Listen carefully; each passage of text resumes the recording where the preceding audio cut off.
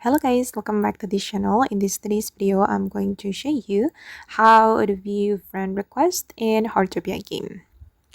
Okay, let's get into it guys. If you want to check if someone sent you a friend request in Heartopia, you need to go to your mailbox. You can open up your watch and you're going to select mailbox menu and click on this option guys, friend request. Okay, and I have one friend request, but I have already accepted the friend request.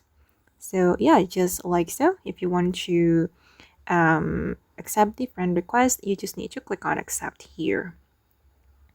And now I'm with this DG member already friends. And okay guys, that's how you can view friend request in Heartopia game. I hope this video will be useful for you. Thank you so much for watching. And if you found this tutorial useful, don't forget to hit the like button, leave your comments, and also subscribe to this channel. Bye!